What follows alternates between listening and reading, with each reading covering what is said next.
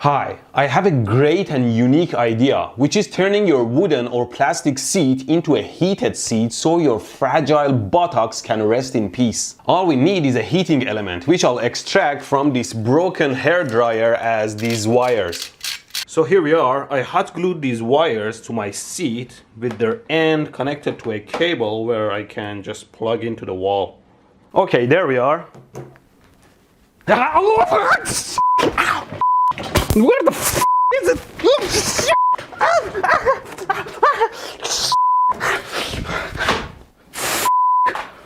The whole seat is melted. Oh, in hindsight, mounting a heating element with hot glue is a pretty dumb idea because the glue can melt and stick somewhere else. And also, evidently, sitting on super hot live wires is a terrible idea, as my butt can confirm. Where are you? But we shall not be discouraged. There are other heating elements we could use, like the electric oven heating element that we can unplug easily. The good thing about these is that the live wires are hidden inside the element, so you won't get shocked if you touch them. Also, in North America, they run on over 200 volt AC, so if I run it on 120 volt, I should avoid superheating it. So, connecting it to power, you won't get a shock, although it's drawing around 6 amps. Now, I don't know what metal it's made of. I'm guessing iron. But it's hardly conductive, so it's safe to touch. Ow! Of course, getting shocked is not the only concern. Obviously, this thing is a heating element and can get very hot even if I run it on 120 volt AC. And it's pretty uncomfortable to sit on anyway, so I went and bought some other heating elements. This one is pretty small, maybe you can use it to heat a baby, or as intended, electric charcoal starter. Don't use it on babies, you idiots! But this one is pretty nice and fits my seat well and is made for 240 volt 3000 watts, which is very similar to my oven element. I will be running it on 120 volt AC, which means 4 times less power or 750 watts. It can still burn, so I'm planning to reduce the power to it using a light dimmer. It says this dimmer is compatible with incandescent lights as well as new dimmable lights, which makes me wonder what is the difference between this new dimmer and old ones. We have one of these old dimmers. We have this old dimmer which I'll try to probe using my 4-channel awesome new Keysight scope, which I'll also give away 5 of them at the end of the video, 1 to a school and the rest between my patrons and viewers. If you like to win these as well as tons of other possible tools from Keysight Wave 2019, register from the link in the video description. More about it at the end. And so, if I short these 2 contacts, the light turns on. Now if I try to probe this, connecting the probe ground without shocking myself. Oh, actually, they share the same ground. I don't need to connect the ground. Okay, now the yellow line is the input voltage and the red is the output. And if I turn it on, you see that when I slide the dimmer, a portion of the output is cut off, with here at minimum and here at maximum. And so this reduces the effective AC voltage output over a resistive load. But things like LED lights are not necessarily like a resistive load. Although my LED light seems dimmable and is working fine with this dimmer. It flickers a little bit at low voltage. The old dimmer I tested is made of a solid state or silicon switch, like a transistor, that is a type of SCR or thyristor. And in this case, it's a triac, which is a bidirectional switch. Too many words? Basically, it's an open circuit between the 2 main terminals until you send a current into the gate terminal.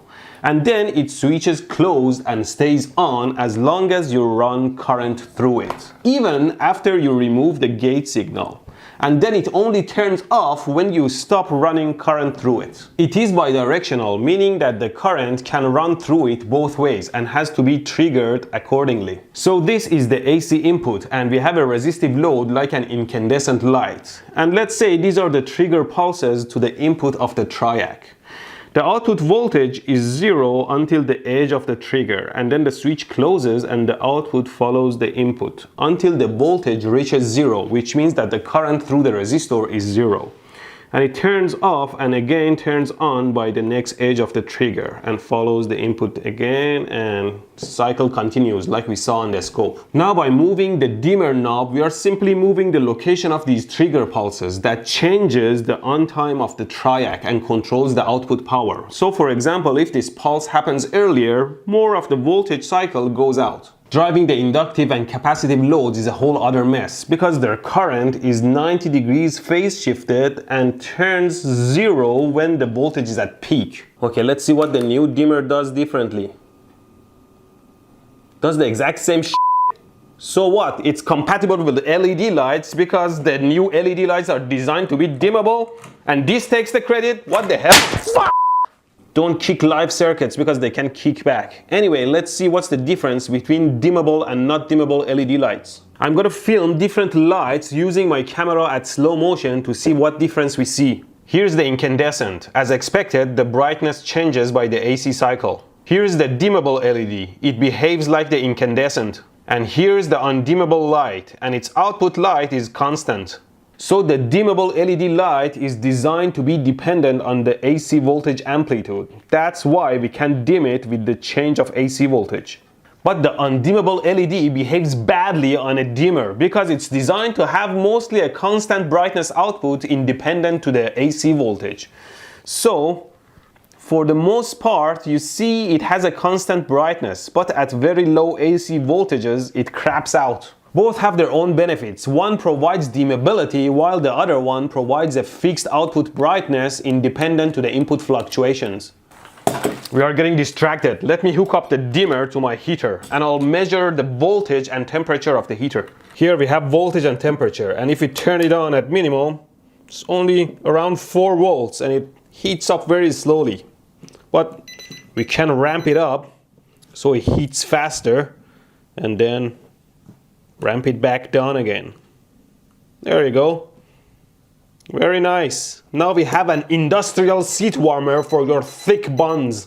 Ooh, the dimmer box says it can't handle more than 600 watts, but we might be running 750 watts max. Oh well, I have a solution for that. There, I hot glued 2 pieces of stick to limit how far you can turn the knob. We don't need more than half anyway. There, now all you need is to shove this thing in a cushion for comfort and sit on it. On the other hand, if somebody accidentally breaks these sticks and set it to maximum, it could overheat the heater or the dimmer and set the house on fire. We could design a very good system where a microcontroller monitors the heating element temperature and PWMs the output power to control the temperature to exactly what you adjust using a sophisticated and fail-safe control algorithm. Who do you think I am? Destined at smarter every day? All I need is one of these food temperature sensors and tie it to my heating element. See, what I've done is that I cut the housing and removed the glass, and I also glued a piece of wire here to the housing that can move now. And normally this needle could move freely when the temperature rises, but now as the temperature rises, the needle gets stuck to this piece of wire. So the temperature can't rise anymore because the needle is stuck. Is that how it works? Because, I mean, the needle is stuck, but the temperature could be rising. It's just not showing it. I think we need to do better. Here, I did one more thing. I added a piece of wire here connected to the shaft of this thing that's also shorted to the housing. So now when the temperature rises, the gauge shorts the housing to this piece of wire here and acts like a thermal switch. Here's the plan. I have a normally closed relay that drives the heater element, and its coil is driven by my thermal switch and is supplied through a diode, resistor and capacitor. I also keep the dimmer so I can adjust the rate of temperature rise. Now what happens is that when I plug in the AC, the heater element is on and heats up, as well as my thermal switch that's connected to it. When the temperature reaches the threshold that I set with my thermal switch, the switch closes and energizes the coil of the relay, and the relay switches over and turns off the heater element. Now the heater cools down, and when it cools down below the threshold, the switch opens and de-energizes the coil, and the relay switches back over and the heater turns on, heating back up again. So the temperature is controlled around my set temperature. Change of plan. I'm gonna use a 12-volt wall adapter to drive my coil, because with the relay I have, that resistor would turn into a light bulb. And we plug it in. There we go. Now the heater is on and you'll see that the gauge will start rising. There we go. The switch is closed and the heater is off. Of course, there is a delay for the temperature to get through to the thermometer, and so the temperature overshoots a bit and drops down afterwards, at which point the thermometer switch should open again. There, the heater is back on and the needle moves back up again. Great, now I can shove all these into a cushion. There, now we just plug it in. Oh, they sell seat warmers for cheap. Was this a good video? Did you learn something? Then subscribe for God's sake! I'm trying to beat this guy Bobby Duke in subscriber count, but he keeps making this awesome looking quality art, one better than the other. He's just a great artist and a friend. He beat me in less than 2 years, and for what? Just some amazing content. I say it's time we respect our elders and subscribe to me. Giveaway time! And thanks to Keysight, I'll give away one scope to a school in Croatia and a 3D printer I buy them with Patreon support, and 2 scopes to patrons at patreon.com and another 2 to the viewers. If you haven't signed up from my previous Keysight Wave 2019 link, do it from the link in the description. And you may get a top quality scope like mine! In addition to my giveaways, the link puts you in the early bird Keysight Wave 2019 giveaway draw, where they give away over $350,000 worth of test equipment to more than 100 winners from March 1st to 15th. Check it out! Just don't forget that in the March period, you can also have 1 entry per day in the Keysight giveaway through wavekeysight.com. Mine!